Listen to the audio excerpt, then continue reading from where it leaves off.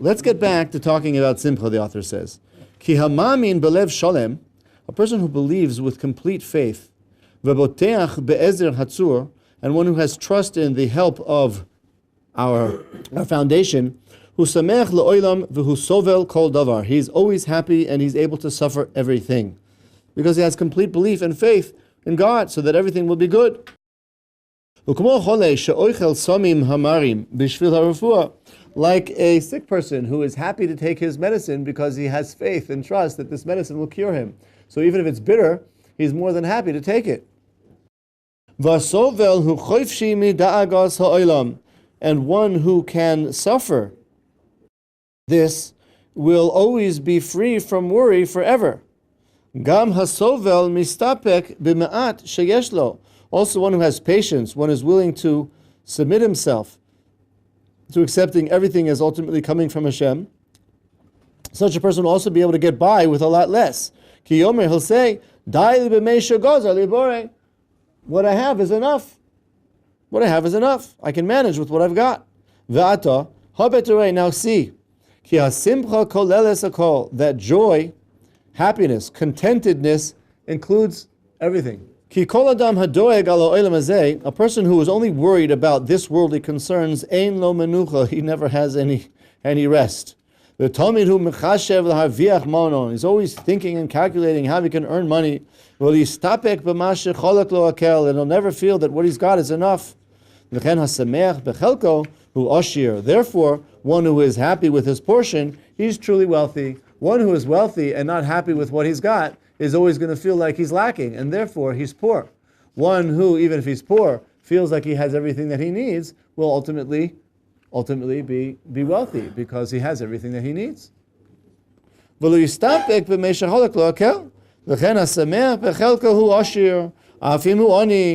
happy even if he's poor. Because he'll be happy with God, that God is his portion. Now, of course, it doesn't mean that a person should celebrate poverty or accept poverty passively. I don't think that's what he means. I think what he means to say is, as we've discussed, of course, everybody should be working in a normal way to achieve his needs and in a reasonable way. And the author's already said that ideally a person should work as least as possible in order to be as free as possible to pursue spiritual pursuits. So I don't think what he means to say is a person should celebrate or passively accept poverty, but rather work on earning money. But after putting in reasonable effort, be satisfied with the amount he has, and not be looking fervently always for more and more and more. Pei Daled towards the top. V'chen ksiv, and so it says in the verse, Chelki Hashem omarti, I say my portion is with God. V'chen hu omer, and so furthermore it says in the verse, Yismach lev mevakshei Hashem, there will be glad the hearts of those who seek Hashem. And we know also that the sages say that en dechem b'nei chorin ela oiskim b'Torah, you have no person who's truly liberated than people who engage in Torah. And you'd think perhaps the opposite. A person who is obligated and committed to keeping the Torah is hardly liberated. He's enslaved to the laws of the Torah. But we know that that's not true, because a person who truly, with the right spirit, fulfills the mitzvahs of the Torah is truly liberated. Such a person gets peace of mind, gets tranquility, gets fulfillment, gets satisfaction. And even if things are difficult, he is given by the Torah ways of dealing with those difficult times. And therefore, truly, a person who's connected to Torah is the one who is going to be more liberated from a person who's chained and shackled by the rat race of modern society. Therefore, again, I'm not saying that we should shun modernity, because we live in a modern world, and a person has to support himself, should do so in a respectful way, find a modern occupation as long as it's permitted, and use that to earn a reasonable amount of money to procure his needs. But the point is, to think that one is liberated by shunning the laws of the Torah and imposed upon by keeping the laws of Torah, that's actually the opposite. That spiritually speaking, inwardly speaking, emotionally speaking, mentally speaking, a person is very, very liberated through the elevating aspects of Torah. Umida zos b'nefashos tzaddikim. This attribute is actually ingrained in the souls of the righteous. Shehem benoam sholem be'inyan avodasam. They feel the pleasant wholeness that results from their service. Ubesimcha gedola beprishusam. And they actually feel great joy through their, I suppose, to the extent to which they are freed from the material world. They shun an overindulgence and overinvolvement in the material world. The book you let me read, Dimitri, discusses about that in the first chapter, the idea that a person who indulges, and even a person who, what's the word? Refrains, not indulges, but refrains from, or abstains, are both seeking pleasure, the one through obtaining and the other through abstaining. So that the truth is that I think the point that the author makes there in that work is that a person in either degree of the scale has to be careful not to go to too much of an extreme, either indulgence in obtaining or indulgence in abstaining. As it says, Yismechu b'Hashem v'gilu tzaddikim v'harinu kol gishrei lev. Yismechu b'Hashem, be glad with Hashem, be joyful, you righteous, sing out and praise those who are straight of heart. Therefore, meaning a person gets a lot of source of joy and pleasure from being righteous and straight of heart. And furthermore, it says in the verse, Or zarura letzaddik, there is light which is planted for the righteous. U'liyishrei lev, and for those who are straight of heart, meaning observing the ways of the Torah, simcha, they have joy. Or zarura letzaddik, there is light, therefore, which is planted, which will blossom and come into seed for the righteous, and joy is waiting for those who are straight of heart. Therefore, a person should be directing his joy towards things having to do with the Torah, and not windsurfing alone. When he's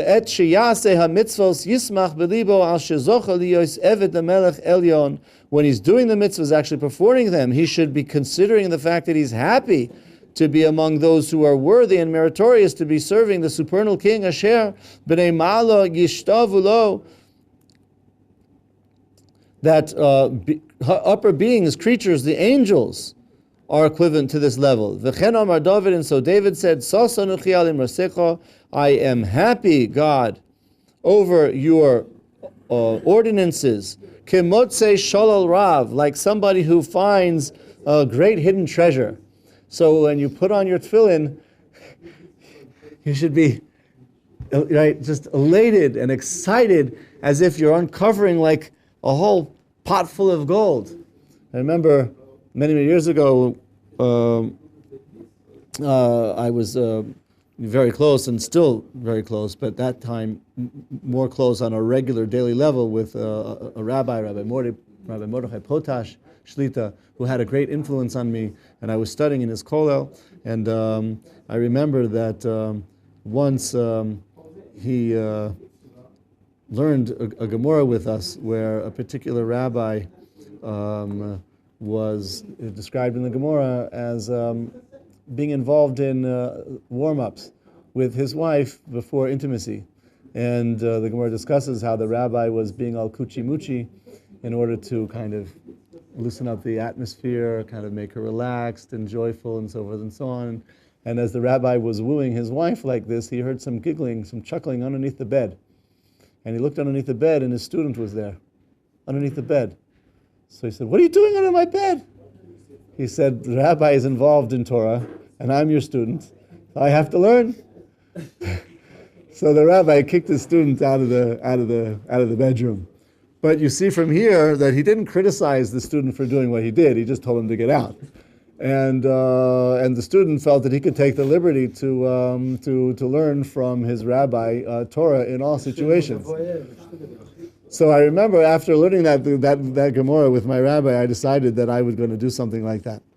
Now, I don't mean to say I was going to go that far, but I decided that I was going to take the liberty to look under his talis when he was praying.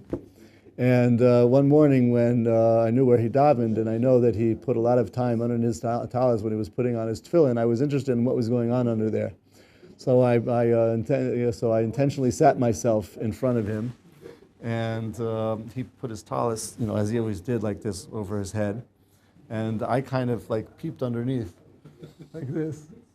and I saw him putting on the tefillin, and what I saw was a face was just glowing with light, and his smile was like the smile of a baby suckling from his mother, just so ecstatically elated. And he was wrapping this tefillin in a way which was just like he was, in another world. And that image, that image is something which, accompanies me to this very day. And you can just see how connected and how ecstatic and how euphoric and how happy he was to be fulfilling that mitzvah. And he spent a long time underneath that talis, and then I understood why. He was really, really, having this very, very moving spiritual moment when he put on the tefillin. And so this is the type of thing that I'm reminded about when we say here that when a person, he says, gets to a mitzvah, he should feel like he's uncovering, right, a hidden treasure. Wow, this is amazing. And it takes quite a lot of work to be able to do that day in and day out on a daily basis for the mitzvahs that we regularly fulfill. ובשעשה המצווה ישמח בליבו על שזוכל להיות עבד המלך עליון אשר בני מעלו ישתחוו אלוהי. וכן אמר דוד שוש אנוכי על ימרסך כמוצאי שלום רב.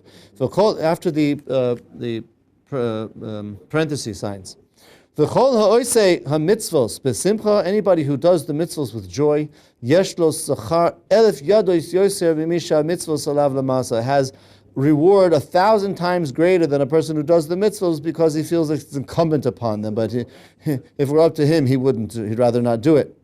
Avram v'David kol yom kulo hayu oiskim b'Torah.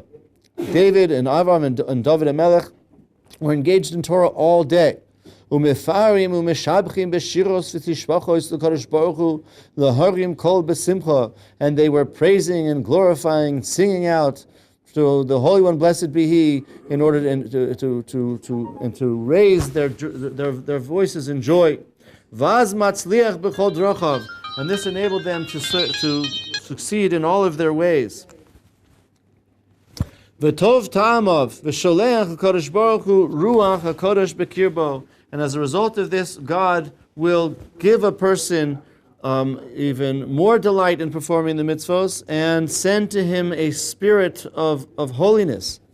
V'libo sameach, and his heart will be full of joy.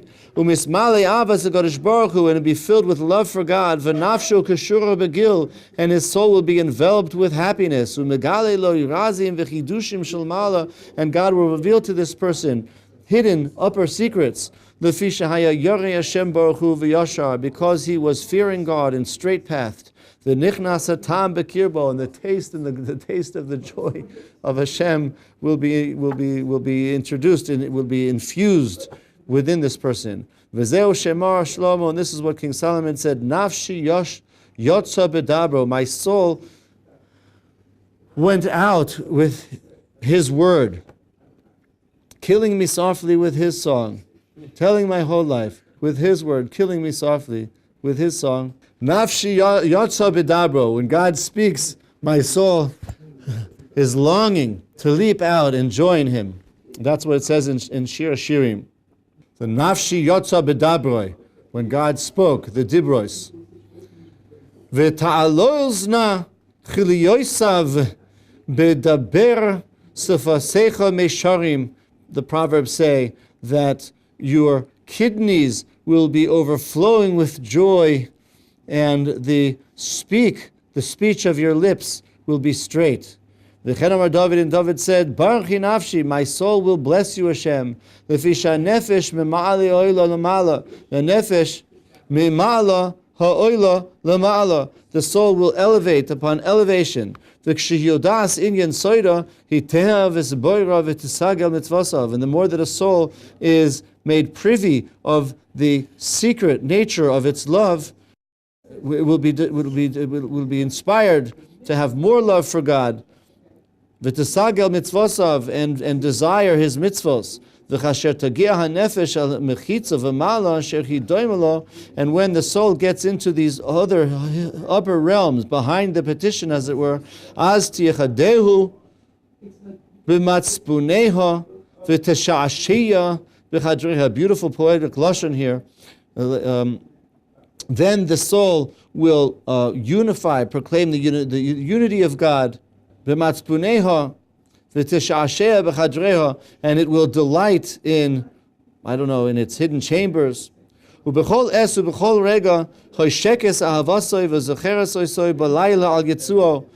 It's like really like a love story, a love relationship between the soul and God. At every moment, at every time, the soul will desire the love of God and will recall God, whether it's by day or by night on one's bed. Then Hashem will send desire back into this soul with joy. Then the person's heart will be ignited and will burn because of desire of love for Hashem. Kinyan shenemar, as it says, Sosa sis b'Hashem togel nafshi belukai, that my Sosa sis b'Hashem, joy, I will rejoice with Hashem, togel nafshi belukai, and my soul will have joy with God. These are all just beautiful poetic outpourings of the soul, describing the great love and passion and desire that a righteous holy person has for God. And it's perhaps seems far removed for us. And the sources speak about this allegorically in the form of a relationship between a man and a woman, a husband and wife, lovers, emotionally, passionately, physically, because maybe that's the closest that we can get. But we have to work on refining our spiritual component to the point that this relationship actually becomes as palpable as possible as these verses describe. Can you imagine that? A person's lying on his bed, and rather than, as is often the case, while lying alone, a person might think about certain desires. Here, the tzaddik is thinking about the desire of God, lying with God, having a climatic experience with God in bed, through sleep, through spiritual elevation, where God's revealing to him prophetic messages and the meanings, the hidden meanings and messages of things in his sleep as the soul makes a spiritual elevation into that realm. This is what he has in mind when he lies down. How fortunate is the soul who attains such joy. The divine presence only rests in a state of joy. And this is why we find that often when people wanted to bring upon themselves the prophetic experience, they did so through music. Music is something which is viewed as being very elevating potentially and can actually catalyze the prophetic experience. And therefore, music would bring people to a state of joy, which then enable them to become enveloped by the divine presence and the spirit of prophecy. It should be sheyirtzu. At any time, it says here el, right? I have et. You have et? Yeah, so this is a mistake here. So they did not prophecy at any time they just wanted.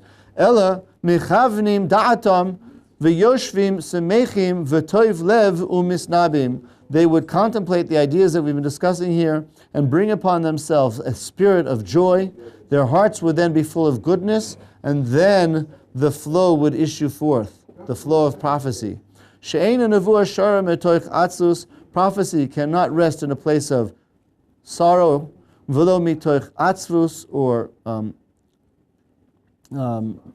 moroseness, ela mitoch simcha, only through joy. And therefore, we also see that a person must be married in order to attain simcha, because without having a wife, a person is not truly in a state of joy, and therefore he can't ultimately attain prophecy. And also, it's discussed in the sources that the Kuzari discusses it a bit at length as well, is that this is also the reason why a person can't have prophecy, technically speaking, outside the land of Israel, because a Jew can only be truly happy in Israel. And therefore, only in Israel could he attain the level of happiness necessary to attain the prophetic influx. The Kuzari addresses how, if that's the case, why nevertheless there are exceptions.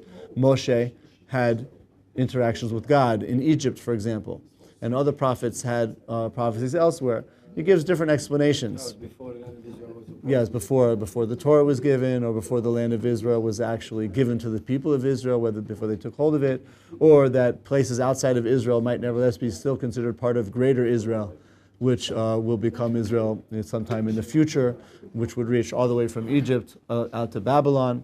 But the point is, right, the prophetic experience will happen only in Israel, where a Jew can only have true joy, which is by the way, one of the reasons why, at least according to the Ashkenazi custom, there's no Birkas Kohanim outside of Israel during regular weekdays, because a Jew can't be truly happy outside of Israel, and if he's not truly happy, he can't give a proper blessing, and therefore the Kohanim don't do Birkas Kohanim outside of Israel on regular weekdays. They do so on festivals, which is a specific time of joy, but otherwise no. Lefichach b'nei hanavim mivim lifneihem neva v'tof, and it's because of this connection of joy to prophecy that the students of prophecy would order to be brought before them a nevel, which is a type of a harp, a lyre, v'tof, a drum, v'chalil, a flute of some sort, v'chinor. What is a chinor? The modern term for violin is kinor, yes, but only because it's a stringed instrument. But the kinor, biblically, is referring to a harp as opposed to a lyre, and that's why the lake up north is called Kinneret, because it's shaped like a kinor. Yes, like a harp. It's this shape. Narrow at the bottom, and it's kind of straight and wide on the side, like a handheld harp. Umevakshim hanevua. Then, after hearing this music, they would request, seek prophecy. K'dichsiv, as is written, v'haya kin again, hamin again, and it was as the musicians were playing the music, v'tiyeh alav yad Hashem. Then there came upon him the hand of God. Tiferes Neshama, the splendor, the grandeur of the soul, shetispaer, b'tiferes simcha, so that it should be glorified with the glory of joy, asher tismach b'Hashem, through which it has joy in Hashem, v'tavhik ziv yirosa, lahavik yikar hoida, and it should emanate with the radiation of the awe of God, and to be also radiant with the glory of His splendor. Again, beautiful language. He's clearly calling upon the spheros, which I was discussing before. He says, Tiferes and Hod. V'yerav or hamdasa, and he will give forth the light of his desire, the yotzar, to his creator, to its creator, God. Ba'avas teshukas cheshek tavas elyon. It's hard to translate this language, it's so beautifully poetic, but it will emanate this light of desire, of love and desire, with longing for the Creator on high, lis ater ateres yofi hamachshavos zakos, to become encrowned with the crown of the beauty of thoughts which are pure, v'tihye nohemes migodel gil Atzilusa liyedidah, and the soul will kind of like hum with this elevated, desire for its beloved, Yedid Elyon, his lover on high, V'tiskasher b'kshurei chiba, to be connected with cords of desire, V'tiyeh doreshes v'chokeres achar amalos, and the soul will constantly be striving to seek and to investigate after these very high levels, L'or b'or chaim, to achieve the light, which is the light of life, is like ecstatic here. The author is clearly experiencing this. Ube'es asher hi misromemes v'misgadeles v'misgalgeles l'das kedushas yotzor, and when this soul will be elevated and will be increased and will flow forward to know the holiness of its Creator, umistabekes be'uman elaboris barach, and to become cleaving to its Creator, may He be blessed. Az hi mispashetes bechidush gil umarcheves besimchoso, then it kind of disrobes itself, so that it finds new levels of joy, which increase its happiness even more. At that time, it becomes holy, like the level of the Holy of Holies. Va'az mis'ave v'noses chen lifnei melech malchei mlochim.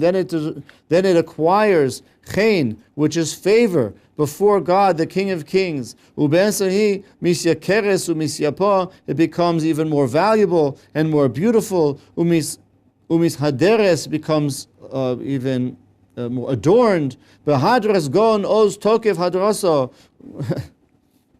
With the greatness and the intensity of this beauty, I'm just paraphrasing sometimes. Va'aza elyon yisagelna lahatzir ziva. Then God on high will desire to radiate its eminence upon it even more. Lahachnisa b'chadrei zohar, to bring it in to these chambers which are luminescent of light. Ulitzrora b'tzorah chaim, to envelopment in the encasement of life.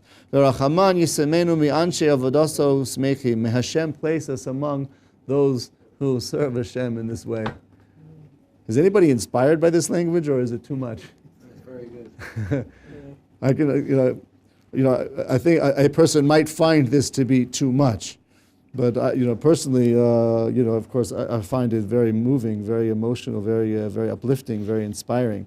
The fact that the author is able just to write and communicate this shows that he must personally, he's writing from personal experience.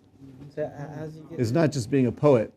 And you see from the first part of the section of the book, even though this chapter we were talking about joy, so much of it was very kind of strict about being very observant of the mitzvot and God-fearing and fearing doing anything wrong and so forth and so on. Yeah, and here you see he's just what? gushing? Yes, very good. Just gushing. It's an outpouring of divine inspiration. Vod yesh to'eles b'simcha. There's another benefit to joy. K'mo shnei anashim she'amru aleihem shahayu mibnei olam haba. Like two people about which is said that they were members of the world to come, b'shvil shahayu anashim smechim, because they were very happy people. This is referring to a Gemara. Maybe it'll be spelled out here as we go on. If not, I'll tell you. When they saw these two people, somebody who was sad, upset, they did something. They made him happy. And if they saw two people arguing, they would tell them like a joke until they made peace. So they would diffuse the argumentation through humor. Yeah. So Eliyahu Navi pointed out to one of the rabbis in the Talmud two people who were in the marketplace as being members of the world to come. And the reason is because they were happy and they made other people happy. They were happy and they made other people who were sad. And according to this, if you had two people who were in strife, they would use humor to diffuse the tension and therefore make peace between them. So you see from here that there's another more tangible benefit to being joyful, is that you can make other people happy and bring about peace, practically, in people's lives through joy.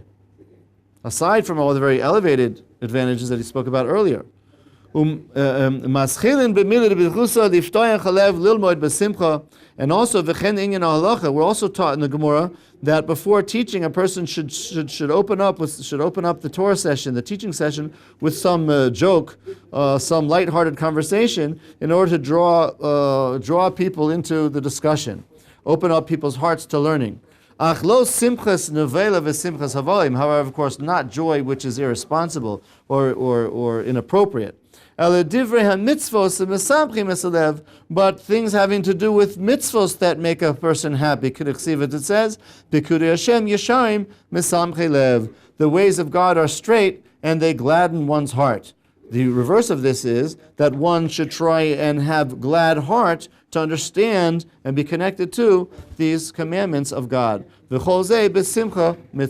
And all of this is through simcha shel mitzvah. So that, for example, when a person's opening up a person's beginning some Torah discussion, it might be a class, it might be a lecture, it might be a havrusa session, a person should actually try and start up with on a humorous note.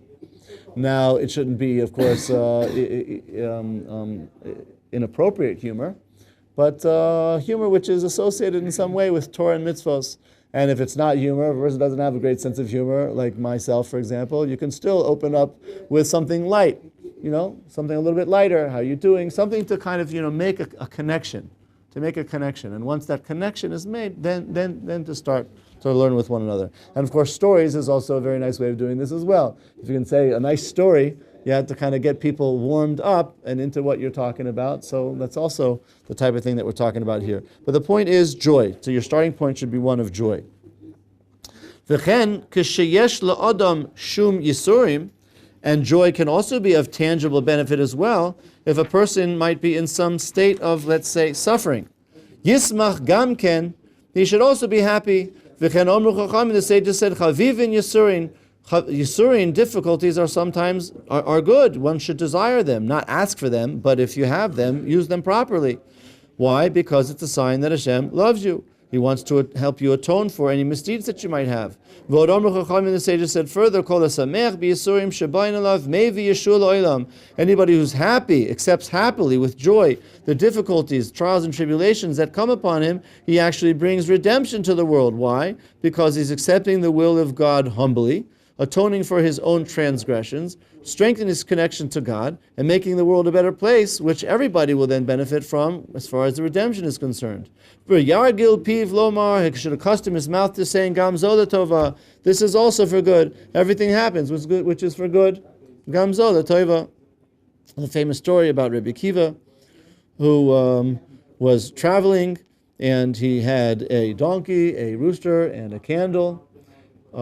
He tried to receive lodgings at a particular town at night, and they wouldn't accept him. He couldn't find any hospitality there, so he had to camp in the woods outside of the town.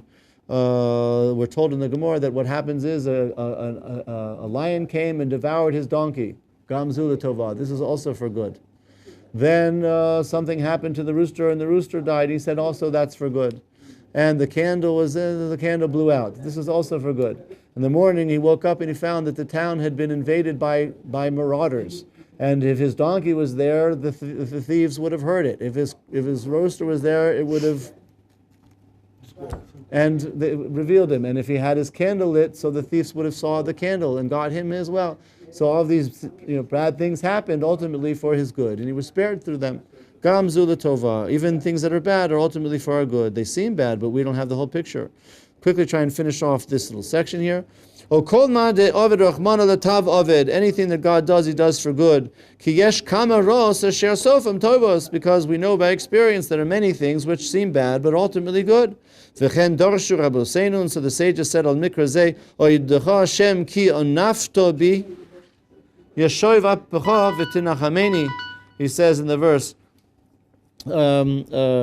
I will give thanks to Hashem even though you have kind of brought this stick against me. Yes, you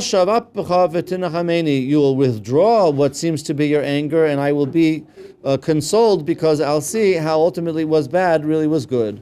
Moshel b'shnei b'nei Adam, this can be compared allegorically to two people. They wanted to go on a ship. The one had a thorn in his foot. He couldn't maneuver around the ship. His friend went in, and he started cursing his day. Then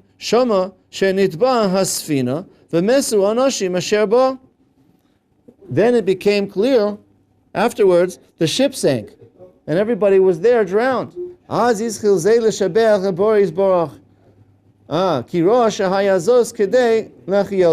know exactly the details, but I guess the one of them was prevented from catching the ship, and he was upset about it. And ultimately, he actually was very happy that he had missed the ship. Yeah, and there are stories, people missing planes, and unfortunately, the plane goes down. If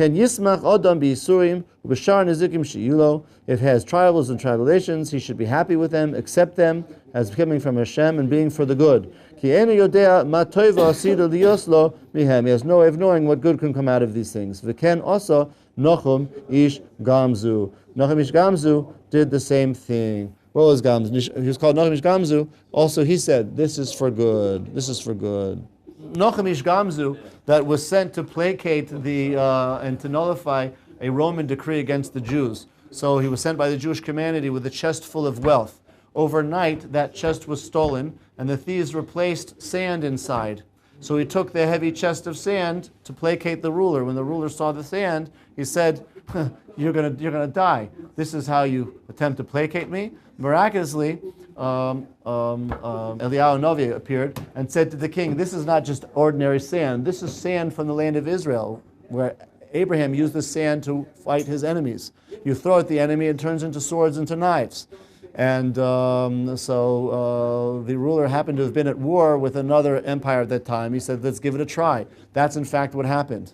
And in this way, he won the war through this special sand thrown at the enemy. In reward, the king took the sand and replaced the chest with riches. And in this way, Nochem Ish Gamzu was justified for accepting everything from Hashem. When he found out the sand was there, he still went on his way and said, what Hashem wants, what Hashem does will be for the best, and turned out being for the best. He ended up nullifying the decree with sand and got back the riches. I think he was able to recover it from the thieves on his way back as well.